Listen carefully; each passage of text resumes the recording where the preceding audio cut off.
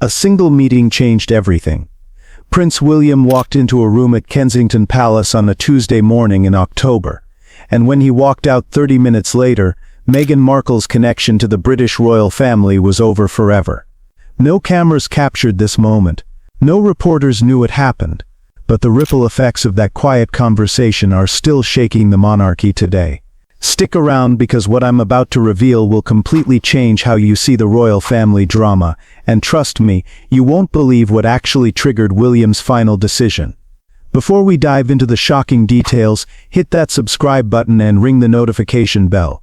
This story has layers that most people never hear about, and I promise you'll learn something new every single minute of this video. Let's start with the part everyone missed. Catherine was crying. Not the elegant single-tear kind of crying you see in movies, but the exhausted, overwhelmed crying of someone who had reached their breaking point. It was 3 in the morning, and she was sitting in her private study at Adelaide Cottage, scrolling through her phone, reading comment after comment about how she was supposedly cold, unwelcoming, and mean to Meghan. William found her there, tissues scattered around her chair, her eyes red and swollen. This wasn't the first time. For months Catherine had been dealing with cruel comments online, but she usually brushed them off. Royal training teaches you to ignore criticism, but this time was different. This time the criticism wasn't coming from random strangers or tabloid writers. It was coming from interviews and statements that painted her as the villain in someone else's story. Here's what most people don't know. Catherine had actually tried really hard to help Meghan when she first joined the family.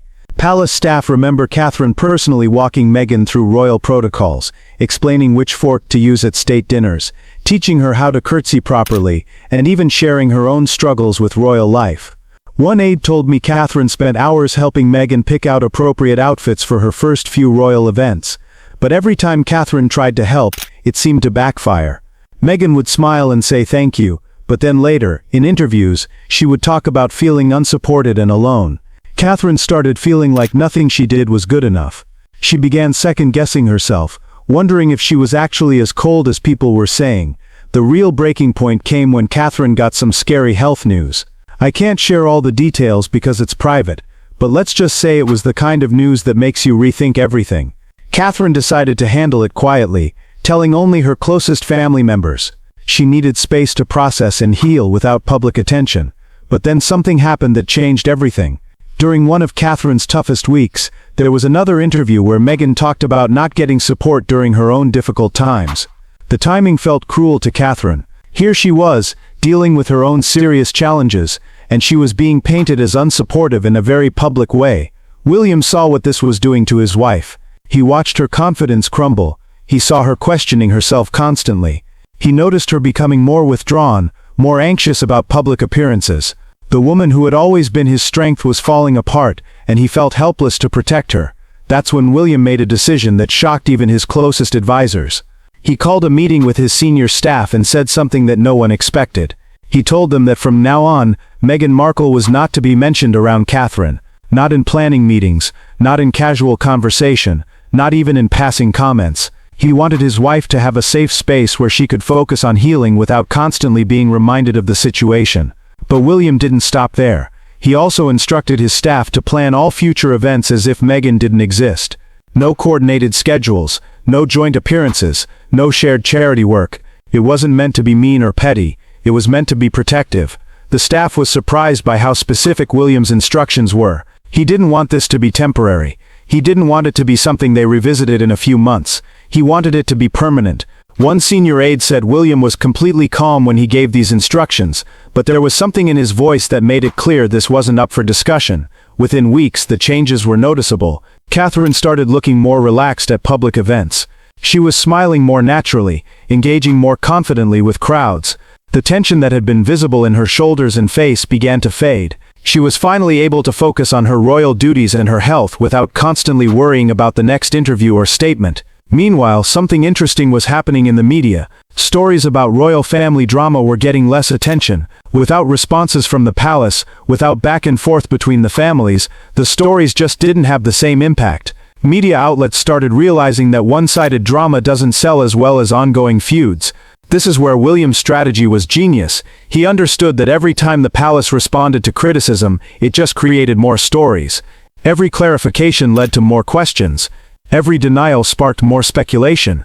By staying completely silent, he took away the oxygen that feeds media drama. The silence also affected Meghan and Harry's brand in ways they probably didn't expect. Their post-royal success had been built on being the rebels fighting against the stuffy old institution. But how do you rebel against something that won't fight back? How do you position yourself as the victim when the supposed villain won't even acknowledge your existence? Netflix had signed Harry and Meghan to create content about their royal experiences, but without ongoing royal drama, the content felt stale. Spotify had given them a podcast deal, but without fresh royal conflicts to discuss, the episodes struggled to find compelling angles. Publishers had paid big money for Harry's memoir, but without royal responses to create ongoing buzz, sales were disappointing. Hollywood started noticing these changes too. Producers who had once seen Meghan as a guaranteed attention-getter began having second thoughts. Without the royal connection creating constant headlines, her star power wasn't as strong as they had hoped. Industry insiders started whispering that maybe the Sussex brand wasn't as valuable as everyone thought. But here's the part that will really surprise you. William didn't completely cut off Harry. According to palace sources, William still loves his brother and wants him back in the family. But there's a catch. Harry would have to come back alone. No media deals, no tell-all books, no public criticism of the family, and most importantly, no Meghan. This puts Harry in an impossible position. His entire post-royal life is built around his partnership with Meghan. Their business deals, their public image, their financial security, it's all tied together. Leaving Meghan would mean starting over completely, giving up millions of dollars in contracts, and essentially admitting that their whole strategy was wrong. Palace insiders say William's offer is genuine, but comes with strict conditions. Harry would have to prove his loyalty to the family by actions, not words. He would have to rebuild trust slowly, privately, without any fanfare or public announcements, and he would have to accept that his royal role would be much smaller than it used to be. The genius of William's approach becomes clearer when you look at the bigger picture. Instead of getting dragged into public fights that make the whole royal family look bad, he chose to simply step away from the drama entirely. The monarchy's job is to serve the British people, not to entertain them with family feuds. This strategy has worked better than anyone expected. Recent polls show that public approval of William and Catherine has actually increased since they stopped responding to criticism. People respect leaders who stay focused on their work instead of getting distracted by personal drama. The approach has also protected the monarchy's reputation internationally. Foreign governments and diplomatic partners prefer dealing with institutions that are stable and drama-free. By refusing to engage in public feuds, William has shown that he's ready to be a king who puts duty before personal feelings. But the most important result has been the effect on Catherine's health and happiness. Friends say she's like a different person now. The anxiety and stress that had been weighing her down for years has lifted. She's more confident, more joyful, more engaged with her royal duties. She's finally able to be the future queen she was always meant to be. The transformation has been visible to everyone who works with her. Palace staff say Catherine walks taller now, speaks more confidently in meetings, and seems genuinely happy during public appearances. The woman who had been questioning herself constantly is now secure in her role and her worth. William's protective instincts have paid off in ways that go beyond just family harmony. Catherine's renewed confidence has made her a more effective royal. Her charity work has expanded, her public speaking has improved, and her connection with the British people has strengthened. By protecting his wife's peace of mind, William has actually made the monarchy stronger. The silent strategy has also sent a clear message about how William will operate as king. He won't be drawn into unnecessary conflicts. He won't let personal drama interfere with royal duties. He won't sacrifice the institution's dignity for short-term public relations wins. These are the qualities of a leader who thinks long-term. Industry experts are calling this approach a masterclass in crisis management. Instead of fighting fire with fire, William chose to remove the oxygen that was feeding the flames. Instead of trying to win a public relations battle, he simply refused to participate in it. The result has been more effective than any counterattack could have been. The entertainment industry has taken notice too. Reality TV producers and celebrity journalists are realizing that stories without ongoing conflict have limited appeal. The Sussex brand, which was built on royal drama, has struggled to maintain relevance without fresh controversy to fuel it. This shift has been particularly noticeable in America, where Meghan and Harry had found their most supportive audience. American media outlets that had embraced their story of fighting against royal traditions have lost interest as the institution they were supposedly fighting simply ignored them. The streaming deals that once seemed so lucrative are now looking questionable. Without ongoing royal drama to provide content, Netflix and other platforms are finding it harder to justify the massive payments they made. The Sussex brand is learning that attention without substance doesn't create lasting value. Meanwhile, the British public has responded positively to William's mature handling of the situation. Polls show that most people prefer leaders who focus on their work rather than personal drama. William's refusal to engage in public feuds has actually increased his popularity and respect. The approach has also been successful internationally. Foreign media outlets that had covered the royal drama extensively have moved on to other stories. Without fresh angles or ongoing developments, the story has simply faded from global attention. But perhaps the most telling sign of success has been the change in Catherine herself. Recent photos show a woman who looks genuinely happy and confident. The stress lines that had been visible during the height of the drama have softened. She's glowing in a way that suggests inner peace and security. Palace staff report that Catherine is now more involved in decision-making, more confident in expressing her opinions, and more comfortable taking on challenging royal duties.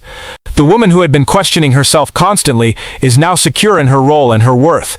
The transformation extends to her relationship with William too. Friends say they seem more relaxed together, more affectionate in public, more united in their approach to royal duties. By protecting Catherine from ongoing stress, William has actually strengthened their marriage and their partnership. This success has convinced William that his approach was right. Palace sources say he has no regrets about the decision and no plans to change course. The silence will continue indefinitely, regardless of what happens with Harry and Meghan's various projects and statements. The strategy has also influenced how other royal family members handle criticism. Following William's example, they've become more selective about when and how they respond to public attacks. The entire institution has adopted a more mature, dignified approach to handling controversy. Looking ahead, this approach will likely define William's eventual reign as king.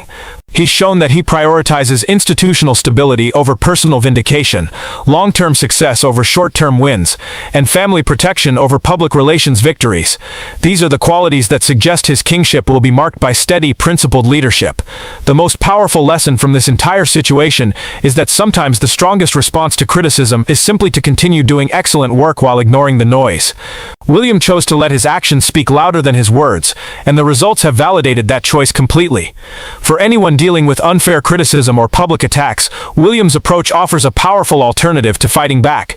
Sometimes the most effective strategy is to simply remove yourself from the battlefield entirely and focus on what really matters. The royal family's experience shows that dignity and silence can be more powerful than any argument or explanation. By refusing to engage in destructive drama, William has protected his family, strengthened his institution, and demonstrated the kind of leadership that builds respect rather than just attention. The story continues to unfold, but the lessons are already clear. Real strength comes from knowing when not to fight. True leadership means protecting what matters most, even when it requires making difficult decisions. And sometimes, the most powerful statement you can make is choosing not to make a statement at all. If this story changed how you think about handling criticism and protecting what matters most, make sure to like this video and subscribe for more insights into leadership, relationships, and the fascinating world of the British royal family. And remember, in a world full of noise, sometimes the most powerful response is strategic silence.